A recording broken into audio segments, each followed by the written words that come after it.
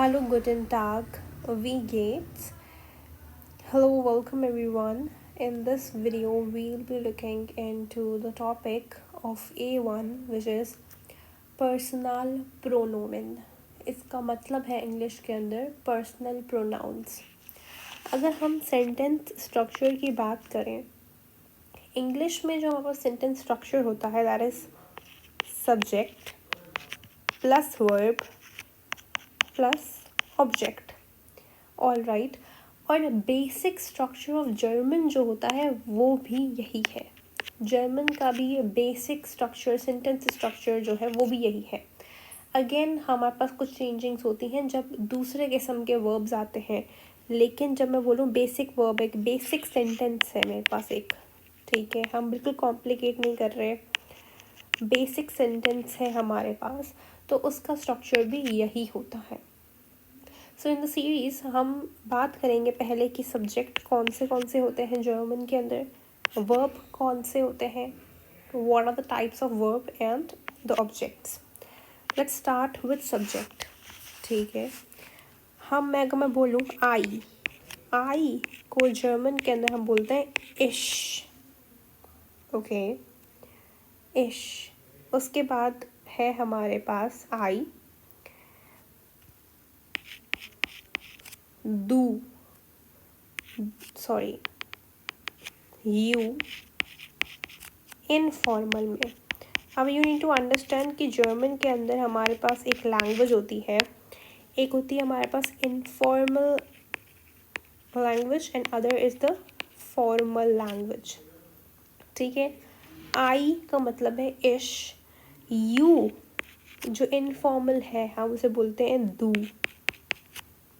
ठीक है, अगर मैं बोलूँ कि यू आप बताएं लेकिन मुझे फॉर्मल जर्मन में मुझे यू बोलना हो तो मैं कैसे बोलूँगी?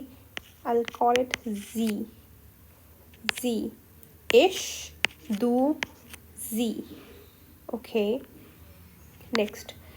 अगर मुझे बोलना हो ही को हम जर्मन के अंदर कहते हैं एयर.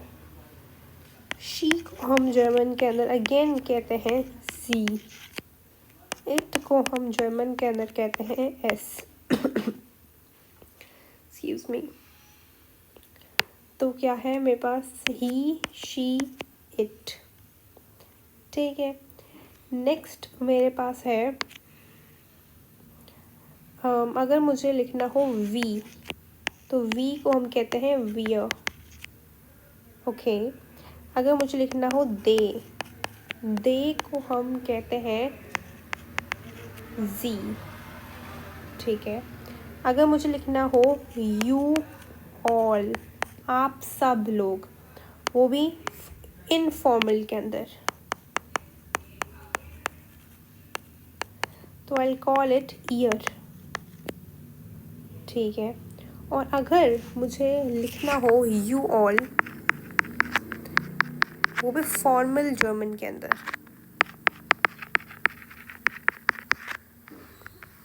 तो मैं ऐसे बोलूँगी वापस जी. ठीक है, so these are basically your personal pronouns. अगर आप इसको भले इसी पैटर्न के अंदर याद करेंगे that would refine as well. I इश, यू इनफॉर्मल है. For instance if you are talking to your friends तो you will say them do.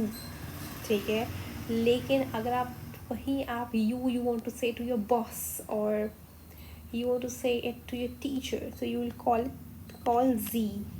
ठीक है, he को हम air बोलते हैं, she को Z, it को S, we wear, they Z. अगर आपको इनफॉर्मल में बोलना है you all, like you call your friends कि आप सब लोग, तो आप बोलोगे ear. लेकिन अगर आपको अपने you all बोलना है, for instance if you call your family members, okay, तो आप उनको बोल सकते हो Z again. ठीक है, so these are the personal pronouns known as personal pronomen in German. Okay, I hope this video was helpful and informative. If you liked this video, so please like and subscribe my channel, and please turn on the bell icon so you could know when I have posted a new video. Thanks for watching. Danke.